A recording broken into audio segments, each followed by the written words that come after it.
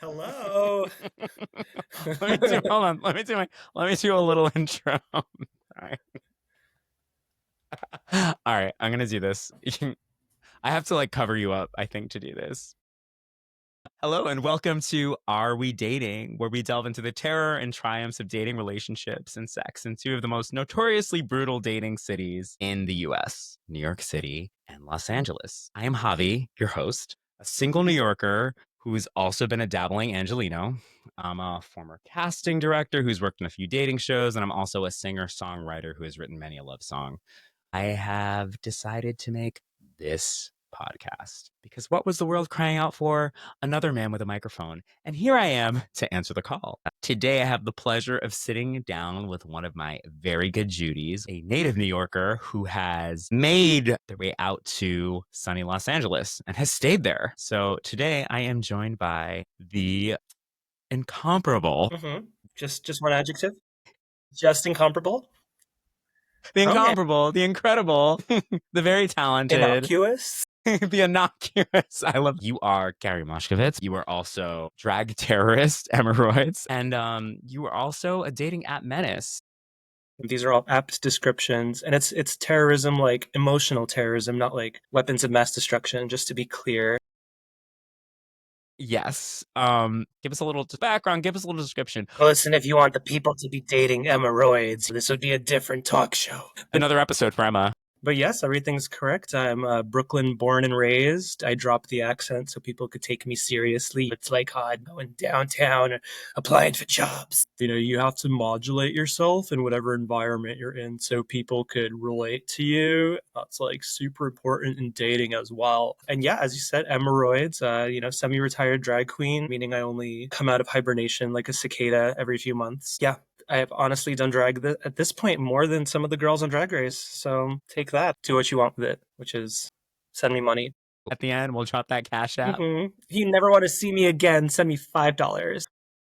Tell us a little bit about your background. What was it like for you growing up in New York? Well, I'm a child of immigrants. My mother and father hail from former Soviet Union escape with a wave as wall breaks down and communism ended and settled in Brooklyn. They say New York City is a liberal melting pot, but that's not quite the case, especially not in the immigrant communities. So was raised with lots of homophobia and sexism. So I only came out of the closet at 19. Did you date any women when you were younger? And I did have to wear several beards in order to escape bullying. Gary is only one letter away from the word gay. Kids are mean. So I'm like, I have to reinvent myself.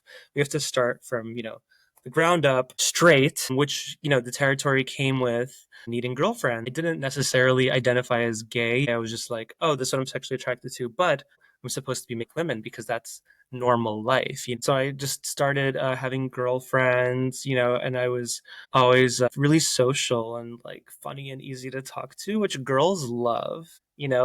It's so crazy. I had two real girlfriends in high school. I got to third base in my high school staircase with a girl. Yeah.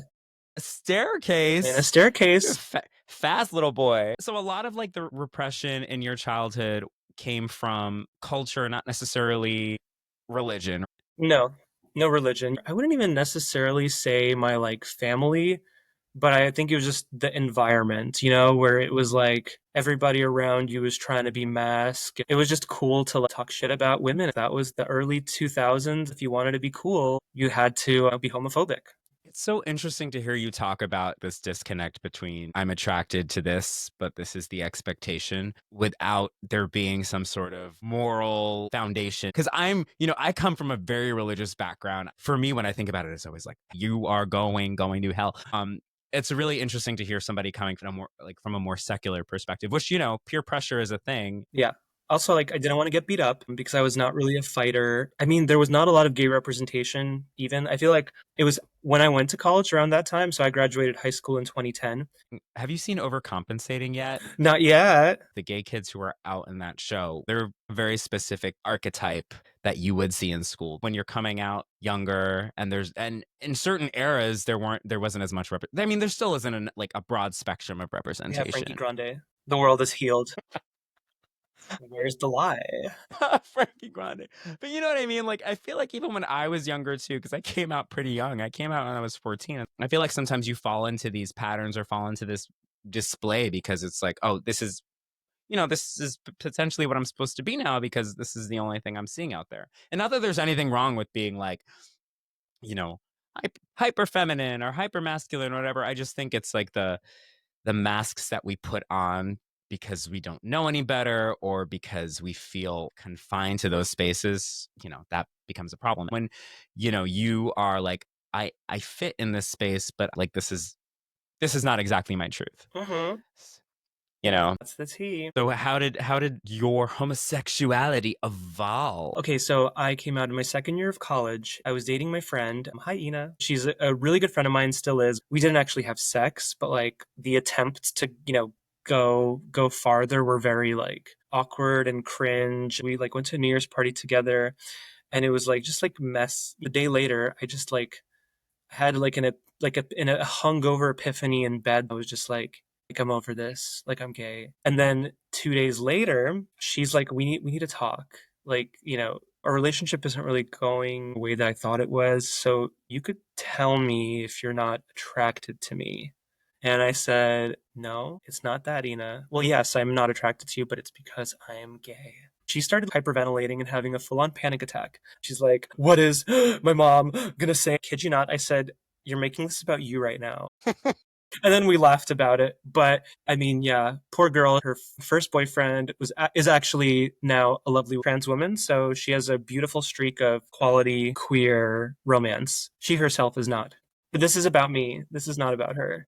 Within 3 weeks, though, to make matters worse for Ina, after coming out, I had this group of friends at my college, and one of them, one degree of separation away, was also a newly out person. His name's Kevin. So they introduced us, and we went on a lovely date. We made out. There were sparks this time for real, not like all those girls. And then we proceeded to date for 3 years. If you were to boil it down to like numbers and like serious relationships, I'm gonna call it two girls, not like real world serious, but definitely high school serious.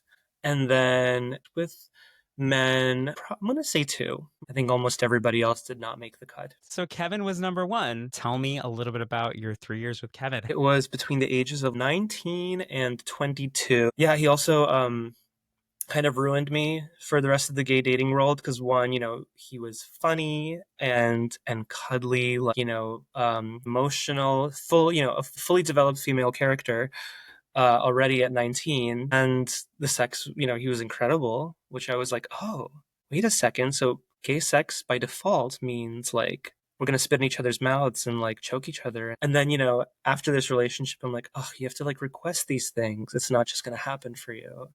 I think the conversations around consent have changed a lot since we were younger. Some people, you just got to give them the space and the green light and they'll get there. No, I'm kidding. I just mean he was so like openly kinky from the start. What a wonderful, like, well-rounded experience to have somebody who's like emotionally available into like tender physical intimacy and into a little choking.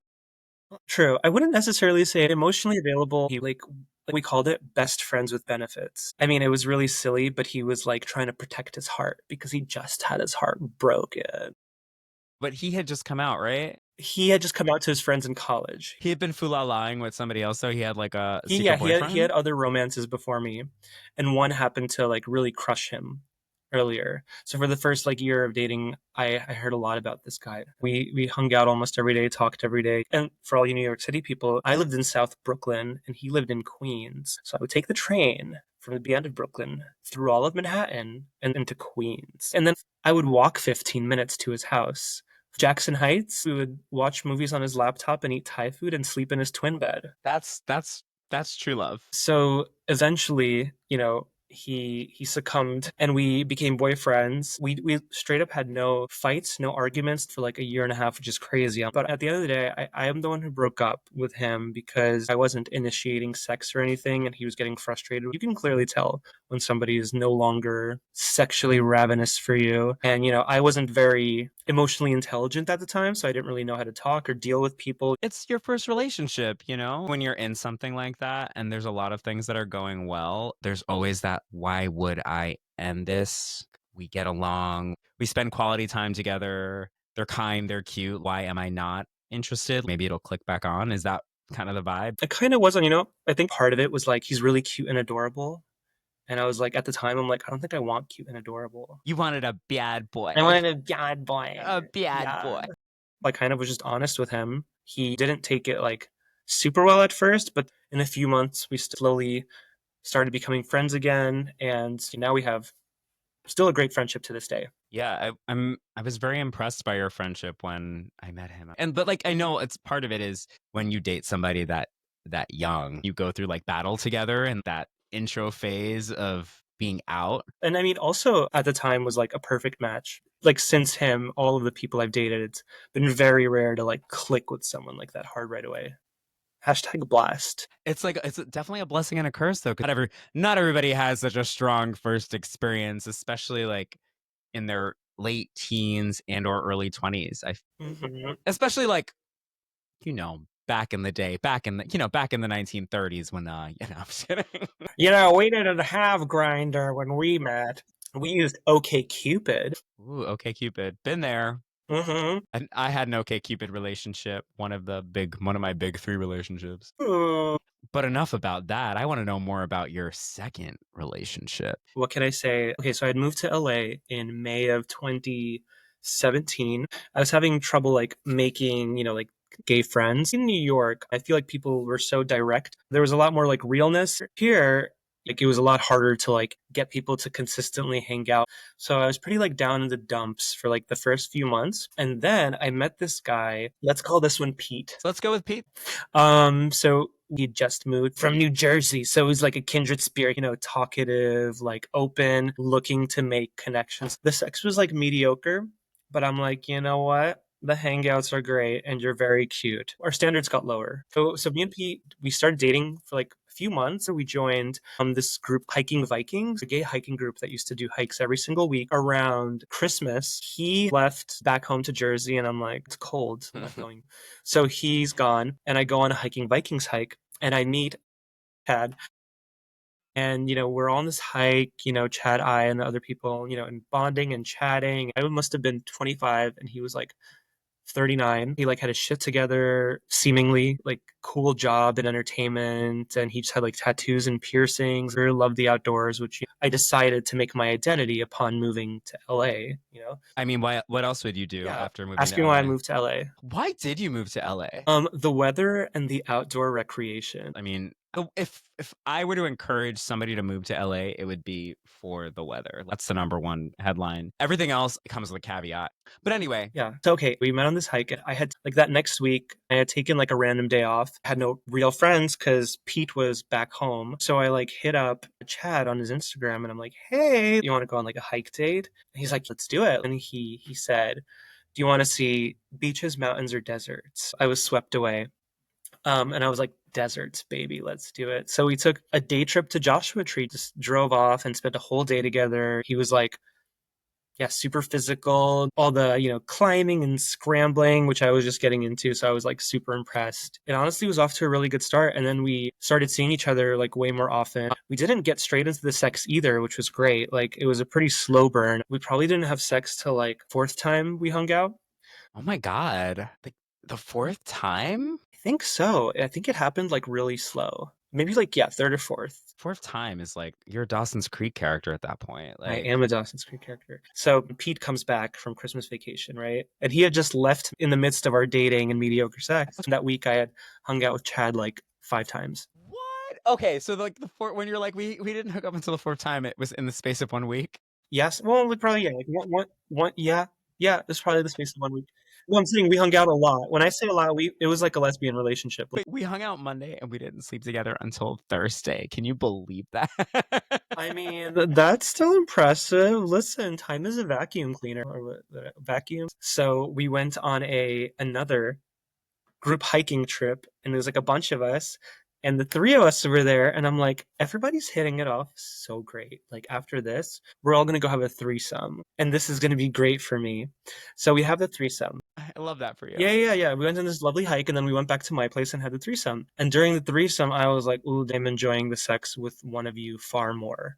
So I was like, okay, I have to be honest and communicate and set expectations. So I had like a little dinner meeting with Pete and I was just like, I love hanging out with you, but like I don't have the emotional bandwidth to kind of like date two people. While you were gone, I met Chad and we have really good chemistry. So I want to like pursue this kind of sexual relationship with him. But it was also because Pete had emotional attachment. Like he was already past the point of like sex with no feelings. So I had to stop the sex. And he resented me ever since. But So he's not somebody I know. He's not like a friend that's in your life. not anymore, no. And we've Oh. reconnected a couple of times. One time years later, he was coming off of like another failed attempt at dating because he was like pining after this guy and he was like, yeah, like we haven't had like sex yet, but like we went on this trip and like we spent a week together and at the end of the trip he's just like, I don't think I want to have sex with you. And I was like, oh, that's so sad. And then he showed me who he is and I had sex with him the night before. And tactless me told him, I was like, oh my God, What you? Oh my I had god! sex You with him told yesterday. him. Yeah. I would have been like blocked. Never speaking to this person again. Well, you see, that day he also made the mistake of inviting me to like walk in the LA Pride parade with his company. He like ghosted me and I would like follow up and be like, hey, so about Pride, like, and then he had to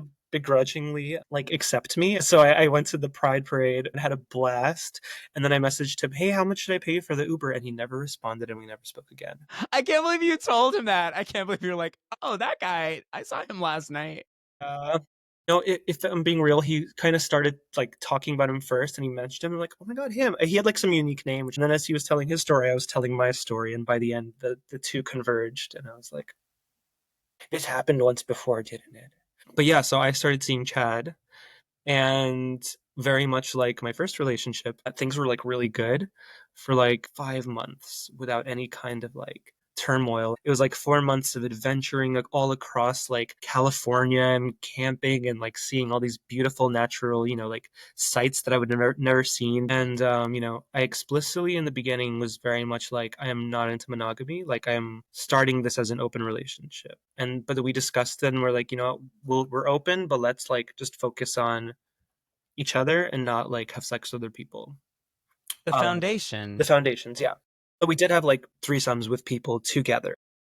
Well, I mean, isn't that the K way? Yeah, it sure is. I could kind of recall the obstacles that happened along the way. It's been like 3 months, and literally we would hang out, I would say, like 5 out of 7 days a week. Always doing things, watching movies, being outside, being inside, playing with his adorable dog, R.I.P. baby. I miss her. She died shortly after we broke up. It's probably because you left, honestly. Yeah. I, I mean, yeah, I would think so. But yes, maybe 5 months of no issues. And then slowly the personality began to change completely. Like, this is why now I kind of have like a little bit of trust issues with people because it's like that Taylor Swift song, it's like, I'll find out what you like, be that girl for a month. But like, it could last longer than a month. I'm gonna have to like probably delete that. She's notoriously litigious with her music. Oops. You could bleep out every other word. There was a facade. There was lies. Right when we started dating, I was like, yeah, I don't really like going out to like bars. He had just gotten out of a relationship where they went out, like going to WeHo 4 nights a week was like the relationship. That was the pastime. Like, we're going to go to our usual spot at Chapel, and we're going to have like a few drinks and, like spend like $80, like at least an each a night. Chapel, not chapel, 4 nights a week. The Abbey and the Chapel were like their place. I mean, which is already like red flag. But when we started dating, he was like not about that at all anymore. But then like he would start getting upset at me. Like when would have friends visit, they would visit me and I would like take them to WeHo. But it's not like it's my lifestyle. Just taking them to the Pink Pony Club for a real good time. And yeah, so you'd be like, oh, so you go out with your friends though. Like you don't want to go out with me. So there's a lot of guilt. And then a big driver of the beginning of the end was social media. These days, if I find someone who doesn't use social media, I'm like, whoa, that's like so hot. Like irredeemable quality if you're not on social media. Like you could do a trade. You poison water supplies or something in like national parks. because when I moved to LA, I was all about like being alive on Instagram. I'm a fossil here. Like there was no TikTok back then, kids. If you're 21 and listening to this, Instagram was the TikTok. There were no reels either. They were just still images that didn't move. Imagine that. Still Crazy. images, and like a lot of them were of food. Yeah. That's right. So that was a thing. And then when I met Chad, like this was I guess like about like 6 months, 6, 7 months in, and developed friend group and like had a boyfriend I was seeing all the time. I'm like, oh, I don't need social media anymore. Sweet. Like now I can disappear again and just like live life. He started being like, you never post us. Like you don't take this relationship seriously. You don't want people to know about me. And I'm like, I spend like 80% of my time physically next to you.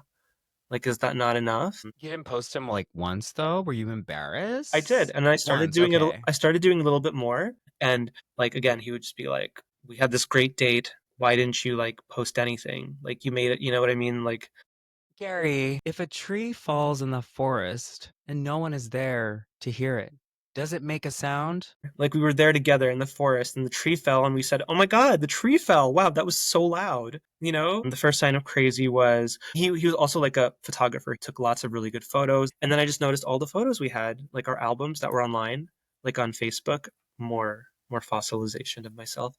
Don't say Facebook, not Facebook. They were all gone. Hundreds of photos we took together were gone. And I was like, where did all our photos go? We had such good photos. Like all these trips, we were constantly on road trips.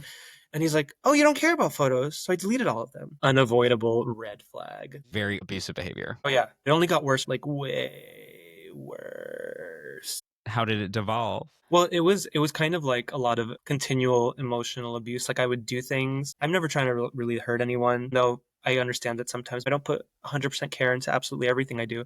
When I do something wrong, you have to tell me and then we can talk about it and move on. But his method was guilt. Like, let's make me feel really bad for being alive until I come like groveling back for the affection. That is pretty intense emotional manipulation. You know what? Emotional abuse runs pretty deep. You end up being a captive for a while. He was one of my first strong connections here. So it was a lot of untangling. The final straw was great though. My phone died and I didn't answer for like a night and then a morning. I turned my phone on and saw a message and my phone died again. And then when I turned it back on, I got a barrage of messages about how he saw that I saw the message, but I don't give a fuck enough about him to answer and I can go fuck myself and everything, the whole was crazy. Chad, bye forever. How long ago was that? Goodness, that was 5 years ago. 5 years ago. I could see it becoming super selective after that. So when after that did you start like dating in earnest again? Do you consider yourself somebody who is actively dating for love right now? Yes, absolutely. Oh my gosh, you know me. I would say probably like the past maybe like 2.5 years. I have a lot of love to give and lots of cuddles. So I like threw myself back in pretty hard with all the apps. Which apps? I want to know all the apps you're currently on. Okay, so we have the crown jewel grinder. Just kidding. She's awful. Scruff, Tinder, Hinge, Bumble. I recently got Field, Everybody's popping on Field these days. and there's this kinky one called Recon. I thought Field was the kinky one. I guess if you're gay, there's something kinkier than Field. You take the dating out of Field, you kind of get Recon. I've never heard of Recon before. But yeah, she's smutty. Looking for something specific. I don't know what that means. How about Sniffies? No, I'm a good girl. Did you say I'm a good? I'm not into anonymous meetups. I like to know that you can form a full sentence. I mean, you barely know that on Grindr. I mean, there's non-full sentences I have to kiss before I find the frog that can give me one full sentence. Of like your spread of apps, which have been like the more successful ones, besides Hinge, where we met. Hmm. We also matched on Tinder and on Grindr. We were simultaneously speaking on 3 apps and IG. I think before the first time we hung Yeah. out. It's like our star charts aligned, am I right? Oh my god. And you were the person on our first meetup who has like ruined my birthday forever for me. Sorry, our birthday. Our birthday. Our birthday. I literally tell everybody I went on a date with this guy and I was really excited that we had the same birthday. And he was like, oh, guess what? It's the most common birthday in the world. I thought it was like super aligned. You don't want to share the magic with everyone? Nope. I want to be special. No. I also think like we had very like G-rated like couple of dates, and then we became friends, which is very nice for me because I feel like when you get on these apps, there's a lot of people where it doesn't work out and they're like, oh, like, I think we should be friends. But it's just an awkward transition to make. As for me, if somebody's telling me that, I'm not pursuing you for friendship after that. Like, I would be your friend, but like, I'm not going to reach out to you. So I don't know how that transition happened, but it was a very graceful one. Yeah, I feel like I've always been blessed and attracted other kindred spirits or people who love to share laughs. And I think that was us right away. And I'm like, yes, we bring each other joy. Let's continue hanging out. Also, you're geographically close, which is important in LA. I will say, like, your game night was like also just a really refreshing activity shift from what I was doing when, Chapel, the Abbey, Port Detroit, Pegasus. Pegasus. We gotta go to Pegasus. I'm gonna go to Pegasus, and then afterwards, we're gonna go to the afters at Dadcock. I can't with that. There's also hot dog. You voluntarily went to hot dog with me once. Yes, You took me to my second hot dog. I did, didn't I? You did. No. For somebody who shits on the party scene so much, taking me to a daytime Sunday party. And what was the other party that I made you take me Oh to? my God, what was it? Glory, LA, my other Oh yeah, personal Glory. health. And it was right down the street. Come on. Yeah, sure. Okay, so this is just a testament to how if you bring four walls anywhere, the gays will come and drink there. It's literally a parking lot that's surrounded by like a billboard. There's like lines on the floor for you to park your car, and they put up a DJ booth and like $20 White Claws and the girls turned out to party on Sundays in summer at Glory, LA. It was around the block from your house though. And there's plenty of places around the block I don't go to. That's true. And they don't have covers. That's I right. think a covered party in a parking lot is hilarious. But good for them for getting it. Yeah. Good on Oh my them. God. It's like the worst of the worst. Decided, oh gosh, I can't. I can't even. Sorry, derail this so hard. But back to the apps that have been successful for you. They kind of come in waves. I would say like Tinder, I used to have a lot of success on because maybe kind of a mix between people who are down to hook up and date. Like it's not strictly one or the other, where I feel like Hinge was like, we're going to have some long dialogues before we ever meet. If we ever meet, it might just be a big waste of time. Yeah, I would say out of all of those, I would say Tinder probably had the most hits. Interesting. Yeah, Hinge was okay. Hinge started off great, and then it just became a big time suck. I will say I hit a certain age on Hinge, and now they're just like consistently sending me What men age? that are like they're consistently sending me men that are like 15 years older than me. It's really aggressive. I was like, okay, guess my AARP is coming in the mail soon. Like, damn. Tips or tricks for any of these apps? I don't have the best of luck on Tinder. I had the best luck on Hinge with LA 2 weeks before I moved to LA.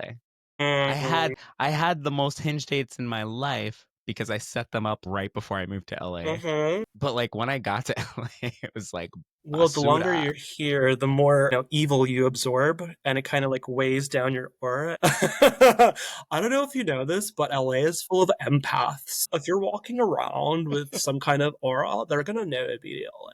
But I would say, okay, so what I like to do, as so successful, clearly, I like to read a profile, find something that I vibe with, and then mention it in my first message.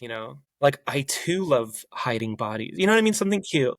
I don't know if that's real though, because I feel like if I just said sup, maybe I would get the exact same results. I feel like I've done that and haven't gotten the best response. But also, I said this to my friend Sky, who I talked to in the first episode of the show. I think I do have a tendency to click on a lot of profiles where there's not a lot of information. I think the more empirically attractive a person is, there's a higher percentage of people who feel like they don't have to put effort in, right? Very true. Look at this symmetrical face and this empty I have profile. abs. Do you want to know something else? Was there another piece of information you needed? Sorry. I also have little black short shorts. Is there something else? And I'm seeing in your profile that you have neither. So why am I responding to Yeah. this message? Job? What do you mean job? I'm an influencer. I'm an entrepreneur. Life What coach. business? What businesses do you have? Nothing right now. I was watching a Pop the Balloon, and they asked this woman, "What do you do for work?" She's like, "I'm an entrepreneur." They're like, "What businesses do you have?" She's like, "None right now." And then she just like move on. She's like, so Tinder's been the best for you. What have been your best dates off of Tinder? What's always serendipitous and magical for me is when you have, sorry if I'm offending the community, but I'm going to call it a lesbian date where you like go on a date and then you have a sleepover, and then you like wake up and have like breakfast, and then like maybe hang out again. To me, that's so rare, but like, when that happens, I'm like, wow. And yeah, I've had a couple of those. Like there was this one guy, we went on a hike with my dog. And on my profiles, I'm explicitly like, let's go to Runyon so I can meet you and take my dog out at the same time. Haha, like it's a joke, but it's not. I know. That's what we did. That was my experience. But no, it's cute, it's like you're one, I like to see if they're willing to be outside because, loving nature in some form is a must. And, just kind of not being like so high maintenance that you're not willing to walk up a hill. So it's a good metric for that. But yeah, there's this You one. got to see if Champ likes them. You got to see if the Exactly. doggy likes Oh, them. absolutely. Absolutely. But he's like pretty easy, He's a hoe. Big old hoe. But yeah, there's one guy. We went to Runyon. We had a lovely date. We sat on the benches. I love coming in with a bit of physical touch. Like a shoulder or on the knee, something scandalous like that. And there's a couple of really romantic benches at Runyon. And then yeah, afterwards we went and we hot tubbed on my roof and continued chatting. Like when you could just continue talking. It's so great. I love people who can string together words. Wow. Such high standards. And then followed by fantastic cuddles and maybe BJ's. Yeah, and I mean like I would say it started off really promising until, eventually they die and then ghost and disappear. So it's It's disappearing. kind of a story that just keeps on happening. I have a very important question for you because you are my second guest, but the first guest who has lived in both New York and LA. And I want to ask you, moving to LA from New York, what did you expect dating to be like in LA? I honestly had the same expectations I did back home. I was like, I'm going to get on Grinder, and there's just going to be a whole pool of gays, especially now because it's LA. Everyone's gay here. And then, I'm going to message someone and they're going to respond, and then we're going to go hang out. And then because we're both gay, we're going to have a great time. And then we're going to want to see more of each other because there's going to be a mutual sexual attraction. No, I just thought it'd be easier. I thought people would be easier to get a hold of just because of the high volume of gay people here. But that was not the case. I felt like in New York, even if you had to like go somewhere, travel around a bit, it was way easier to get a hold of someone than it is out here. Like, on some nights when I'm like, okay, I'm gonna have a date tonight, I will message like 50 people and be like, you know, like try to make plans with 50 people at once, not even worried that I might accidentally get two bites. That's a lot of work, but I mean, that's real. It's so hard to wrangle people in LA. And just like I say that on like a general level, it's hard to make last minute plans Mm-hmm. and it's hard to get people to commit to plans. Yeah. So, You would think on Grinder, everyone's living in the now, They're like they're online. What are you doing? but I feel like also you get a lot of people who are in transit where it's like, I was just driving through Hollywood to get to Santa Monica. So, are you ever in the area? Maybe like once every 2 months. Yeah, You'll be it's like, just a yeah, lot of that sure, too. let's hang out. They'll be like, that sounds fun. Yeah. So, okay. So, would you say that is the most challenging thing about dating in LA? Yeah, I would say getting people to follow through and commit and actually see you, in the midst of their busy, busy lives is probably the hardest thing. I find myself like, since I am trying to date and I am available, emotionally available, I also make myself physically available where I'm like, okay, I work until I have a, basic 9 to 6 job, kids. That's what accounting is like. But then I'm like, you know what? I have a few hours in an evening that I will absolutely make myself free for someone in the pursuit of love. And that's not the case with everybody. That is very true. A lot of people are, and a lot of people, I feel like a lot of people like to seem busier than they are, They're or hustling. They're weekend warriors. don't make me sick. Rise and grind, mama. But like that's the thing. We live in a time and a place where like productivity and hustle culture is so valued that I think people are afraid to seem like they have any free time. It's like, but also in LA, to be fair, there is a lot going on. There are auditions, We have there's to go to Pegasus. Oh, events, sorry, I can't there's hang out tonight. It's Pegasus. And then there's tomorrow I Pegasus. can't hang out because of Rhonda. I'm so sorry. There's a bunch of people listening who are like, what is this? These are all of these lovely parties that the gays partake in Mhm. on the weekends in Los Angeles, which are completely 100% legal. Don't investigate that. But yeah, so And that's each what a one, lot of people do. yeah, each one happens to be my own personal ring of hell. Yeah, the two things I learned about Gary are that he hates warehouse parties and he hates astrology. Those are the two big reasons why we aren't married right Mhm. now. Mhm, mhm, mhm. Yeah, irreconcilable differences. We might have the same birthday. But like you don't give a shit. You don't care about being a Virgo like Beyonce or Michael Jackson or Pank. Now, don't go lumping me in with Michael Jackson on this good day. But did you say Pink? Are you saying me and Pink are exactly the same? She's like I think she's like the day before us or something. I don't know. She's that week. She's that week of Popular birthdays. tropical Virgos and sidereal Leos or whatever. Pink's a tropical Virgo. There's like tropical astrology and sidereal astrology, which is what I'm like if in sidereal astrology, if they, if they shift the whatever and whatever, whatever, me, Beyonce, Michael Jackson, and Pink are all Leos, which makes sense because we're all performers. See? That's Look so how fun interesting. look. That's so interesting. So what else do you hate about dating in LA besides people talking about astrology I on mean, dates? honestly, that's a big one. Goodness, it's like I don't love religion in the first place, but when it's like when you go on a date and they immediately ask you what your sign is, and I like to play coy, and be like, I don't identify with the month I was born in. And they'd be like, no, really? I'm not joking. I'm just like, row, are you gonna make a snap judgment right now? Personally, with tarot, with astrology, I love being able to like start a conversation with somebody and learn something about them because when you start putting these traits out there, So learn something about them. it people will be like, "Oh, that's me," or "I'm not like that," or "Oh, I'm not like this." It gives you kind of like depersonalizes it a little bit by giving you this neutral space to start in, where it's like, "This is what you're allegedly like," and then people would be like, "I'm not like that," as opposed to saying like, "So, are you really anal retentive?" And they're like, haha, no, I'm just such a Gemini. Ha ha ha ha, I'm just such a Gemini. I literally ran a kid over on the way here today. It was like such a Gemini thing for me to do. Isn't that crazy? Like, and also Mercury's in retrograde, so like it's kind of like miracle I didn't kill two people. That would be like so Gemini, right? Two people. If I ran over two people on the way to this date. I'm very Gemini. Anyway, so you have had your fair share of moments with dating, and I wanted to hear a couple of Los Angeles dating story. A lot of this is repressed. This actually is a pattern. This happens a few times too, but it's like a pet peeve of mine when you go on a date with someone. And it's also really upsetting when they're super hot because it's like, oh God. But you go on a date. There's this one guy I met up when we were having dinner. We sit down, and we're both there. I'm like, okay, awesome. Like this is gonna go well. Like he sounded good on through the app, whatever app we met on. And it was like a same day thing, like let's go get dinner. I was like, yes, fabulous. We sit down. And I'm like, how's it going? And immediately he's like, oh my God, bad.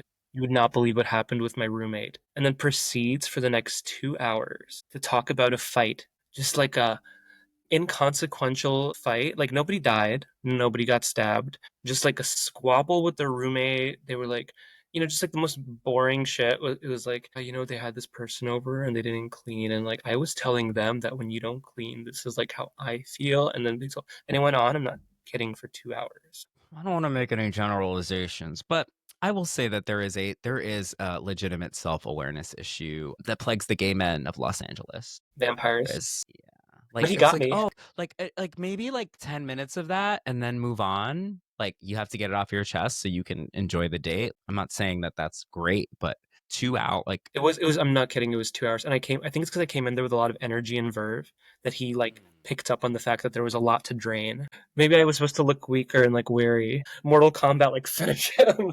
that literally reminds me of my first LA Hinge date where it was like we sat down and he was just like we started talking and then it was like an hour and a half of him off to the races about like family and sibling trauma. And then like after I sat there and like listened and absorbed and was patient about it, which like I shouldn't be such a pushover. I should have Mm-mm, shifted the conversation. mm-mm.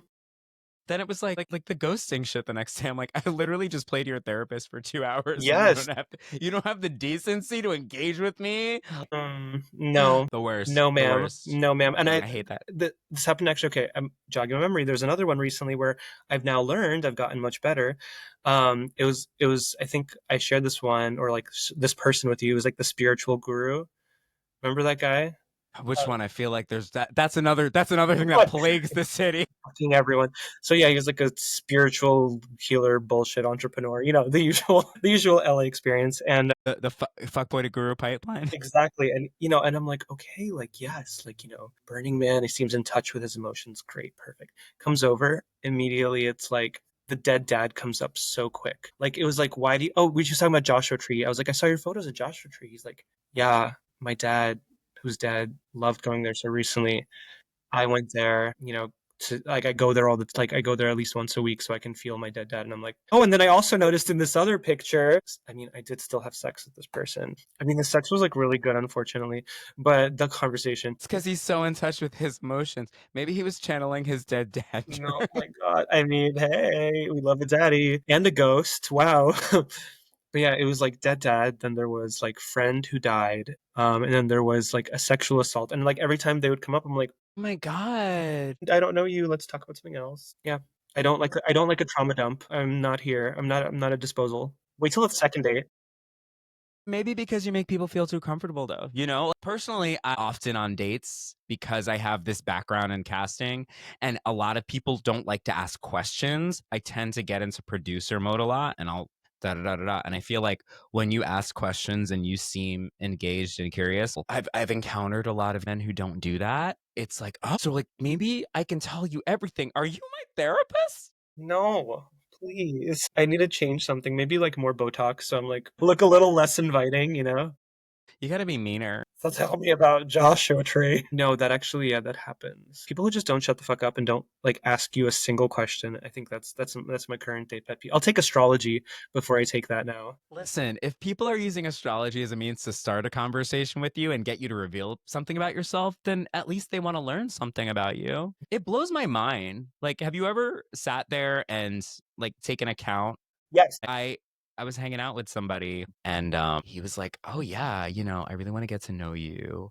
Want to talk, would want to be in touch every day, would want to FaceTime, but would never ask me any questions or like engage on the I would just I was just like watching him like hang out in his apartment and I'd be like, "How's your day?" And he's just like, I'm gonna finish jerking Yeah, it off. was a really busy day. I mean, like, sure, there were like sexy moments, but like it wasn't ever like that. It was basically like, I'm gonna sit there, watch you do chores around your apartment, and ask all the questions. And I'm like, why? And then when wouldn't like initiate or I'm really like kind of annoyed that I haven't heard from you today.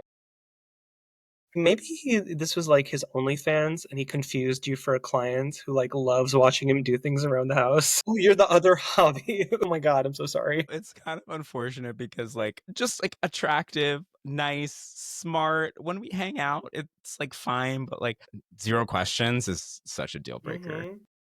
And I try to be conscious of it too. I'm like with myself, like, I do love to chat as well, clearly. I feel that's the prompt here. I was supposed to talk a lot. But yeah, like I try to keep a tab like of myself too in case I feel like I'm like steamrolling someone, you know? It goes both ways. I feel like if you're thinking about the fact that like, oh, have I asked a question? Then you're already ahead of 90% of the people in this game. What other deal breakers and pet peeves do you have when it comes to dating? Okay. I don't like people who come off one way, like they're so forward about what they want, like in conversation before meeting, and then when you meet them, just scared and timid. Like recently, there was this one guy, and we were talking about like, meeting and hanging out, like having a date, but also sex too, because it was on Grinder. So, the conversation started in a sexy sphere. Um, and then when I get there, he's just like, it's as if, I don't know, he like invited me over to like grade papers or something. Like we had explicitly talked about me. What can I say here? Can I say anything? Yeah, okay. I was gonna come over and, he told me that he really enjoys getting head. And I was like, oh my God, because I really like giving head. So I come over after we get dinner, I come over and he's sitting there talking to me, just pleasantries, talking about the video game that we brought up the first time we hung out. And I'm just like slowly taking my clothes off. and then, I like get in between his legs and like push them open. He's just straight up staring in my face and like, so yeah, I was playing the game and, I got to this point and I think the graphics here were like really good. And then I'm just like, should I? And I'm seriously like, I'm not kidding, like hands on thighs, like right there. And I'm like, I'm not gonna do this for you, actually. Like you have to do it. Like I have positioned myself to the place where you, the person who loves getting head, has the opportunity to get some head. I can't do everything. And it didn't happen. So I like removed myself, started doing reverse burlesque, put my clothes back on, and then I left and he's like, "Oh, you're just gonna leave?" And I'm like, "Yeah, my dog." And then as I'm leaving, he messages me, "Did I scare you off?" Mama, scare me off? Scare me off? I was like, but yeah, people who talk a big game and then cannot pull through, just like, don't convince me to come over with the pretense of fun times when you're not fun. Be honest. You've had your share of grinder adventures. Yeah, I sure have. The fun never stops. Rise and grind, as they say. Was the bone collector grinder? The bone collector was. For folks that are listening, Gary and I were having a joint birthday party at the beach, after which I was going to go to Pegasus in the evening and invited Gary. Second To which he circle of said hell. no. To which he said no. I have a date. And I was like, okay, tell me about this date. And he's like, I don't really know much about him. I was like, any details? And the only details that you could give me were that you had messaged him at one number, realized it was the wrong number, messaged the correct number, and then got a text from him back from the wrong number. Yes. And then him at the correct number denied sending the message from the wrong number. Wait, that I didn't know. Well, he was like, "What are you talking about? Like, this isn't happening." But what was the response? Like, it was like, hey, Chad. Yeah. He was like, "Hey, Hey, Chad." Chad, this is Gary. And then there was, yeah, man. It was like normal conversation, and then there was just two of him all of a sudden. Like the substance. So I like, just like a sane person was like, so you're not gonna meet up with this person who's talking to you from two completely different phone numbers. And you're like, no, I'm gonna go because you're in it for the plot. That's Yeah, just who you are. absolutely. So I think that's where this running joke comes from, because I'm like, you're clearly going to meet the bone collector. Yeah. This is a serial killer. Why are you doing this? I don't think I got the full details of what happened. I just know that you met him and you came out alive and you're here today. Yeah, we actually had a pretty decent time. Good little birthday hookup. Yeah, never to really talk or meet. Well, I think we tried to talk again, but it was just one of those like, we should hang out sometime. That sounds fun. Let me get my ring back though. Yeah, that was kind of scary and sus. But you know what? Usually, and this is very important for y'all out there, when you're going to the bone collector's house or any kind of shady situation, make sure you give some of the friends the address I should have started. I don't know how it works for with your revenge purposes. green bubble phone. I see. I see what you're saying. You think I should give you my location? That's what you're trying to say. No, thank you. I think we should share locations. Why not? I like a little bit of mystery. If anybody's gonna like find out what happened to me, I know it's you. Like, I know you'll investigate. That's why I want you to have my You're gonna know location. that I actually go to Pegasus every week, and then I'm living You're like, by. I'm just staying in with Champ tonight, and then I look and you're like 5 feet away. But I could find that out on Grindr or any of the On me and my, 7 other apps. yeah, one of my other profiles. No, yeah, I think I'm scarred. My parents always being helicopter parents and like needing to know where I am at all times. So now I'm like, you know what? Nobody's gonna know where I am. I mean, but listen, I think if you're ever in a situation where you're going to a potential serial killer's house again, please just like give me the address and the picture of the house, just so I can avenge you. Yeah, no, I think I did. I'm pretty sure I gave the address out. Although maybe I not don't to know you. if I feel like you would not show to up. me. You just come anyway. Be like, "Hi, Hello? is this the bone Hello? collector? Are you the Is guy with Gary here? the two phone numbers?" So outside of that sage advice that you have for folks who may be going to see serial killers, what other dating advice do you have for the dateless and desperate citizens of Los Angeles Oh, and the world? of Los Angeles, honestly, I don't know what advice I have left. Yeah, I would. Okay, just to get this clear, because you were saying you do enjoy LA more than New York. Mhm. Physically. So you like the weather, you like the outdoors, Hmm. but I can't speak for everyone, but I've had a lot more success in New York. And again, I think in New York, my experience was never like Manhattan. I can't tell you that, but I feel like Brooklyn and Queens always had more quality, down to earth, forward people. At the end of the day, it's a numbers game. And, this just happens to be a place where everybody moves here with a dream and an agenda. And, being in a relationship is kind of like, I feel like in LA it's like the sad end game, like if you go outside and you're like, I want a boyfriend, I want to be in a relationship. That's kind of a weird, gross, like boomer thing to say, which I don't think is the case everywhere. I think that's as especially here because everyone has a glint in their eye, and everyone's sexy, scantily clad, and doing cocaine. No, exactly. Well, not no. Let's not oh, know no, no, that. But no, I mean, at the no. end of the day, I would say just, putting out that, honest, good real life energy, and maybe you'll draw someone in that's just like you. And I mean, odds are you're also horrible. So it'll be really easy to find someone. I'm not the Wow. problem. Do you have a celebrity crush? Like, Crush. who is your number one celebrity crush? Jennifer Tilly. Honestly, work. Um, Mine is Mason Gooding. Mason Gooding is Cuba Gooding Jr.'s son. Look him up. I will.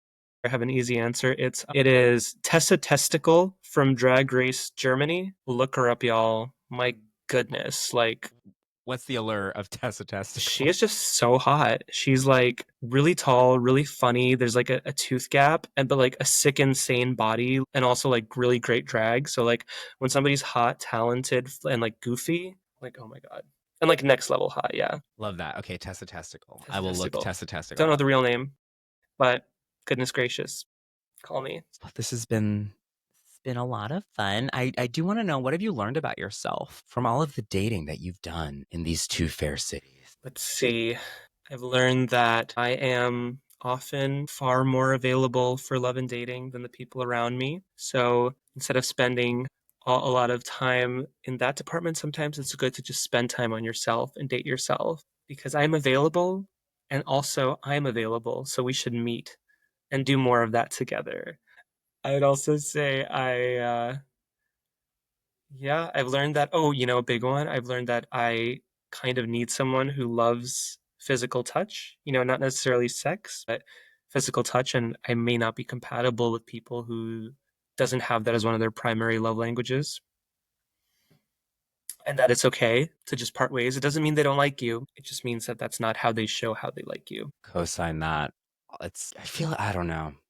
Yeah, hard co-sign that. Physical touch is super important in my opinion. So, if there are any folks out there who want to shoot their shot and slide into these DMs, where is the best place for them to find you? I am Gary Mosh on Instagram as this male presenting person, or the underscore Emma underscore Roidz, where, I could be your Tessa testicle. I will tag both Gary's boy account and his drag account and yeah, slide into his DMs. But behave. I mean, unless he wants you not to. You don't have to behave. But those full sentences, oh my God. You place a comma somewhere too. It doesn't have to be in the right place, but if you go for it, girl, And don't mention astrology. no That's like an astrology. automatic out. No astrology. Well, unless there's anything else you want to add, any stories that have been left untold. I mean, Oh, can I trauma dump on you really quickly?